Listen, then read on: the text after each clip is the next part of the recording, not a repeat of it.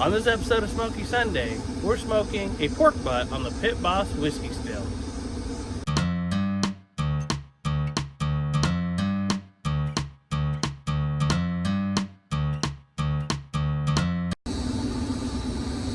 Alright, this has been preheating at 350 degrees, actually closer to 300. The temperature probes that come built in are not accurate, so it seems to be about 50 degree difference, 40 to 50 degrees. So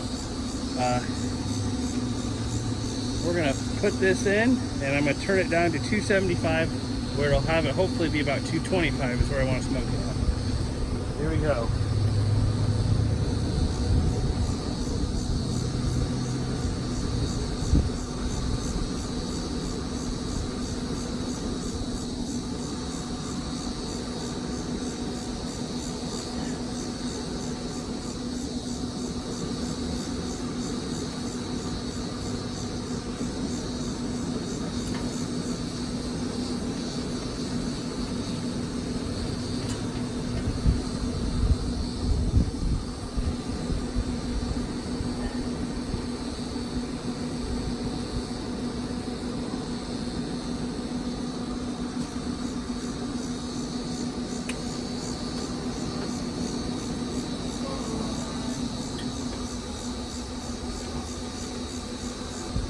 Hopefully we'll be able to get a lot of good smoke. Temperature set, meat is at 42 degrees Fahrenheit. Chamber's reading at 229 right now. But of course that will probably go up a little bit. So there we go. Right now I'm going to spray it down with some just apple juice. That's all this is.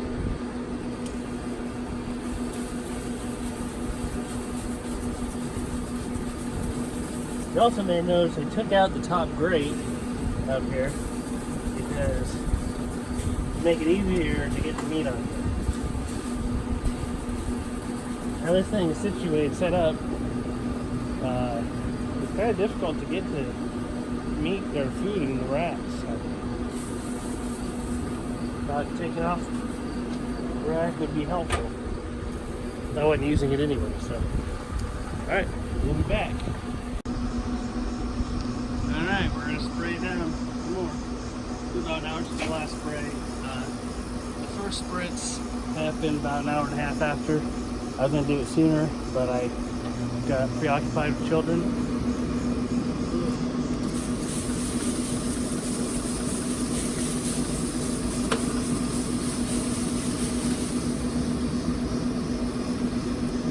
All that apple juice is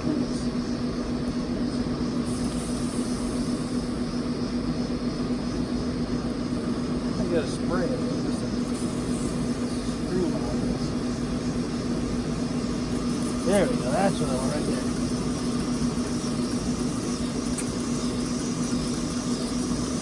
So when I was doing the pit barrel, this got pretty dark. But we're only at 120 now anyway. So I mean it still has plenty of time. But I'm hoping the charcoal helps darken that up a little bit. We'll see what happens.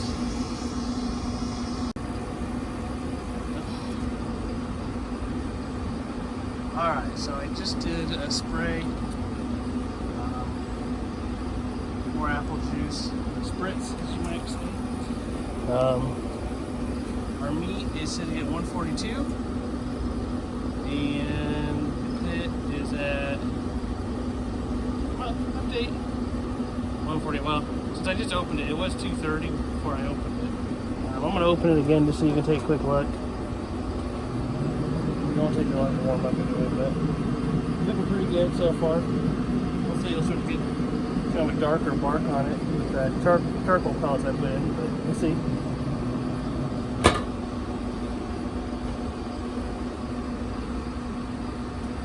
Oh, look, we can go look over here. Grease bucket actually has some grease in it. So there we go. It's doing its job. Probably should have taken out the little sign in the bottom, but oh well, the liner gets tossed in. Alright, we're back. Hi guys. About 7 hours in now and we've hit the stall.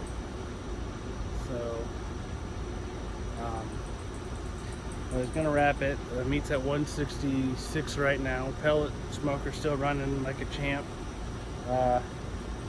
But hello problem. I only have one little sheet of foil. I'm not sure if I'm gonna be able to get this wrapped right. I'm kind of debating on just letting it go and try to finish out and just keep the smoker stocked with pellets. Not really sure what to do, so I will let you know when I figure out a plan.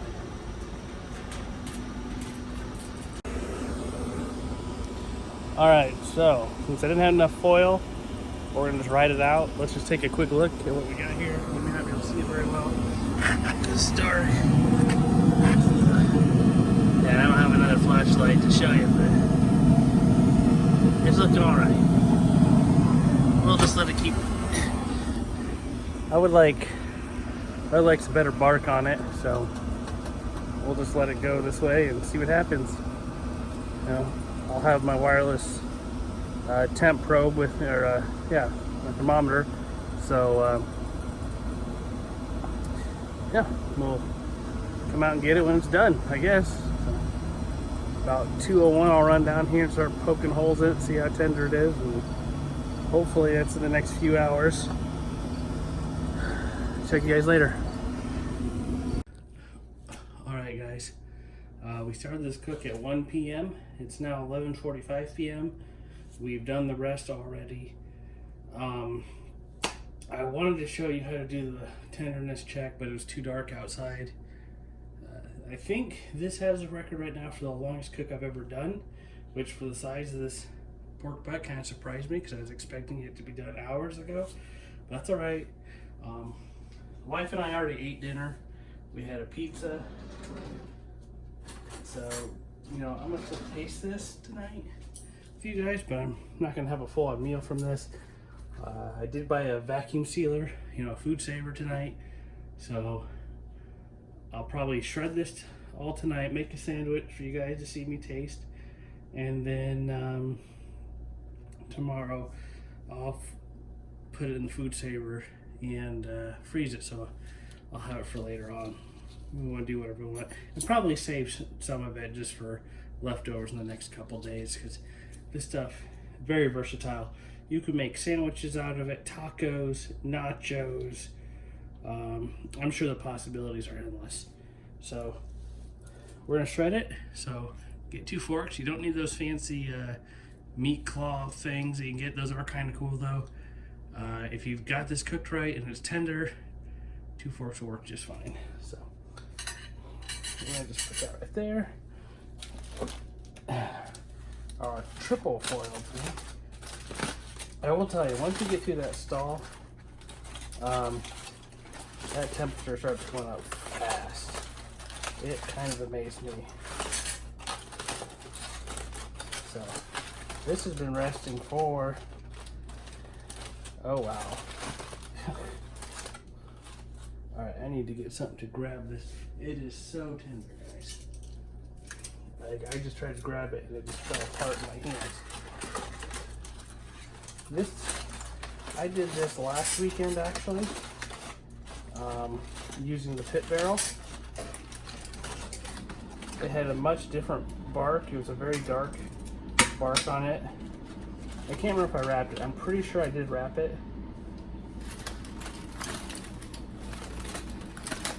We just gotta. And of course, there's a whole stream of.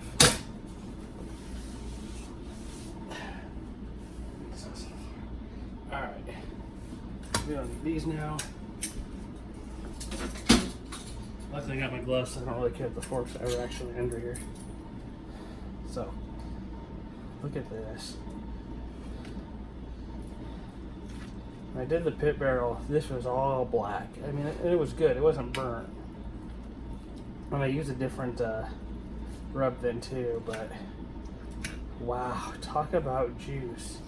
Oh my gosh. Alright, I'm gonna taste take one bite here.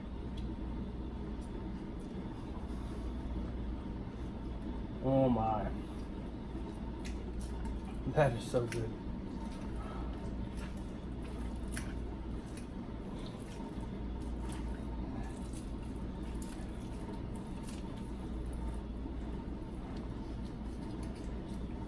Yeah, it's all separated, but that, wow, this whole thing is so much juice. This is just amazing. And look, I mean, you can see a smoke ring here too. I can't remember what the smoke ring looked like on the pit barrel, but this is very pronounced.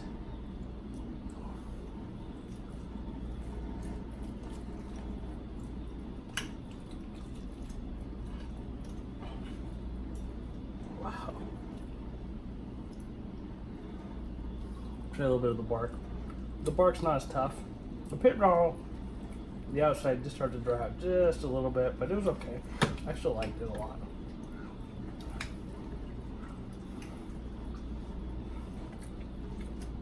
And that rub I used is not too bad. You get a little bit of, it's kind of sweet, but savory at the same time. It's a very, majority of it's salt, I believe. And then they have a little brown sugar in it. You know, I don't really have a good way to tell you how much, but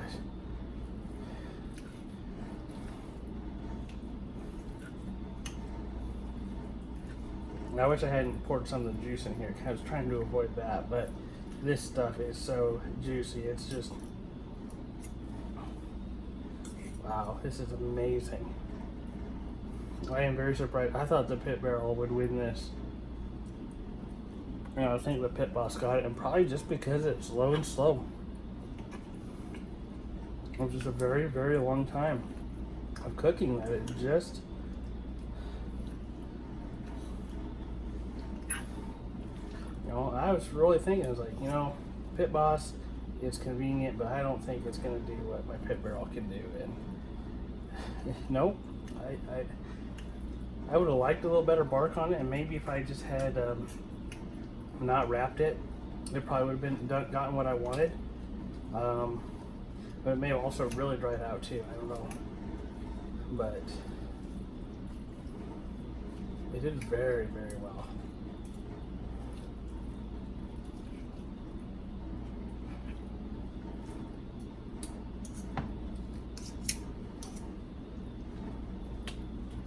I'll probably have to wrap this in or put some aluminum foil. I don't have any plastic wrap, but I'll put some aluminum foil over it, and then tomorrow I'll have to hit it with the vacuum sealer. Look at that, you can just see all that smoke ring. Usually the PVC is where it's at when I wanted to get a good smoke ring. But sometimes things do cook too fast on it because it does run a little hotter, 275 to 300. But this ran most of the time between 225 and 245. Once in a while it would get above 250 for a few seconds, and then it would drop back down. Alright, I think we're gonna have to make a sandwich. I got some guys on Skype upstairs that I'm gonna have to show this to as well. So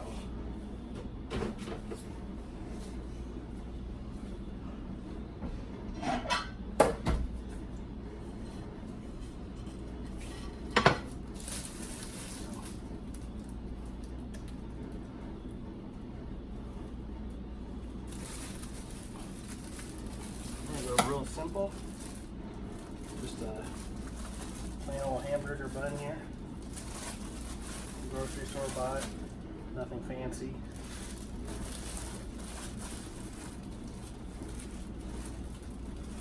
These are the fresher ones.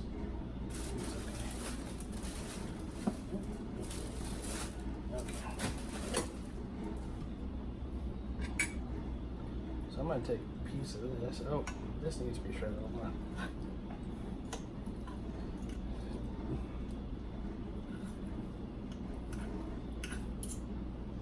We're gonna see. Here we go. Here's a good example.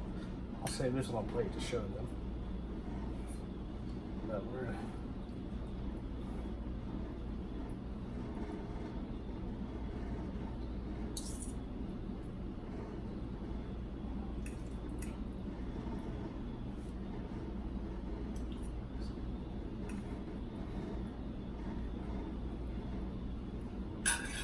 so we don't need these.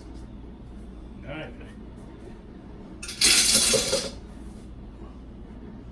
Well, you guys don't really need to watch me chew on it because you know I'm a disgusting eater. So I'm gonna say the Pit Boss did phenomenal. The whiskey's still great. Just make sure that you know how the temperatures are going to be. Use your own temperature probe. Don't use the built-in one. Just figure out where settings are going to get where you want your temperature to be. And you know, you're going to have great success if you have one of these machines. You know, and really probably any smoker, if you use your own temperature probe, you might be a lot better off if you trust your temperature probe. So this is phenomenal. Way juicy, so much juice. You can just see it all over here. So thanks for watching, guys. We'll catch you next time with the next cook on Smoky Sunday.